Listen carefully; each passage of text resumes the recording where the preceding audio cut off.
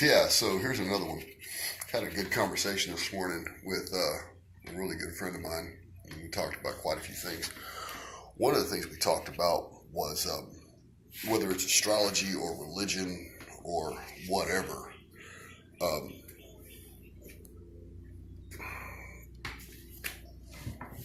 People look into like church or astrology or Buddhism or Hinduism, and they show up to these places or these things or get into this whatever it is, and they expect because they went to church and coughed some freaking shekels into an offering plate, or they tried to read the Bible, or they had a tarot card reading or something, that things were just going to happen.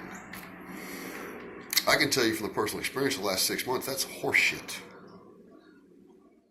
All the old adages are true. God doesn't help those that don't help themselves. You have to do. I have to do. I have to take the steps necessary in my life to better myself. Everybody must do what they must do to help themselves. We got in the conversation. There's a guy here in Houston, owns a furniture store, Gallery Furniture, owned by Jim McInville. Oddly enough, I used to work for his brother offshore. Guy started selling freaking mattresses out of the back of an 18-wheeler trailer in tents. He now has 3 furniture stores and is one of the actually heroes of Hurricane Harvey in the Houston area. Dude opened up his store and said, "Here, come sleep here. You guys are getting flooded out. Here's my store. Go trash $1 million worth of furniture because you've got nowhere else to go." That's not the point. That's a side point. The point is, this dude got up every day, and he did. The last couple of months, I've kind of been watching some Jay Shetty videos. If you don't know who this guy is, go to my personal Facebook page. He's there. I share his videos all the time, and it's some powerful stuff, and it's brilliant, and it's on point. I couldn't change my life and couldn't dig myself out of the hole that I was in a few months ago if I didn't start doing for myself. I had to take care of myself first. I had to secure myself first. Start doing for me. Take care of my own physical and mental and emotional health first. Before I'm even in a position, let me turn my hat around real quick, to even move forward, to even hope to eventually be able to find someone. There's 2 things, and it was told to me years ago by a preacher in Spring, Texas. Keith, you have to learn to act rather than react. Tommy just confirmed that in the phone conversation today. 15 years later, he said almost the exact same thing. You have to learn to act rather than react. And without really being fully cognizant of it, that's what I've done. I've begun to act. I've got a 2-year plan now in place, and I'm going to start on here very quickly. There's people that know about it, and there's a lot of you that don't. And you're not going to. It's none of your freaking business. Those that need to know. There's 4 people that I've got left to tell. And they're not there to, and I'm not telling them, and I haven't told those people so that I'm bragging.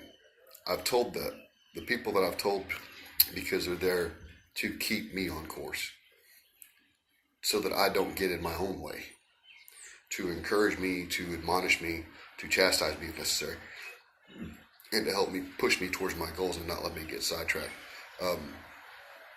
I still have to let the Walkers know, and I still have to let the Shannons know. So yeah, that's it, man. You got this thing, whatever it is in your life, and you keep expecting things to happen, but you do nothing to make it happen. What if Bill Gates or Steve Jobs never stopped freaking trying? What if Dwayne Johnson, The Rock, never pulled himself out of his depression? Would you even know who he is? You get your back busted up playing football, and you end up a WWE freaking star and a movie star. What's the difference between a winner and a loser? What's the difference between success and failure? Successful people failed and they tried one more time. I don't feel failure. I don't fear failure at all. I hate it. I despise it because no one likes to lose. But it's a very valuable tool. Here, the last few months, I've lost everything, guys. I have. I lost what I thought was the love of my life. I'm losing my house right now. It's happening. I cut a lot of toxic people out of my life.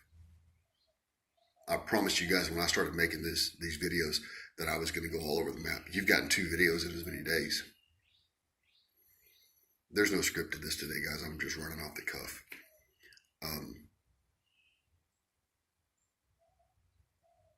I learned my lessons from what's happened the last 5 months, last 6 months. I've learned that the person I thought was meant for me wasn't. I once promised that person I would love them until God closed my eyes. God didn't close my eyes, even when I tried to close them myself. What he has done, he's taken the blinders off so that I was able to see that person for what she really was. Let that sink in a minute. Sometimes in order to succeed and to move forward, we have to get out of our own freaking way. And we have to take action to improve ourselves and not let anybody or anything stand in my way. I've got a 2-year plan. Greg and Denise and John and Shannon will tell you it is aggressive. It is very aggressive. And it's going to take a lot of work. But you know what? I'm going to do it. For no other reason than I need to do it for me. So, hey, I'm going to jump off here a minute. It's Easter. Go spend time, eat barbecue, eat crawfish. You know, go to church if that's your thing. And if church isn't your thing, you might want to look into it. Just saying. As promised, the next few episodes, they're going to be a lot longer. One of them in particular because I'm going after the family law system, specifically in Texas. And when I do that, it's not going to be pretty. I'm going to name names. I'm going to do dates. I'm going to point out the hypocrisy, the stupidity, the favoritism, and the outright gender-based discrimination that occurs. So I've got some things I'm taking care of, man. I'm at the 7:20-minute mark now. I shouldn't have gone that long. But I did. I tried to keep it short because most of you have attention spans like a freaking, a squirrel on Ritalin. Yeah, all right. Have a good one, man. See you guys later.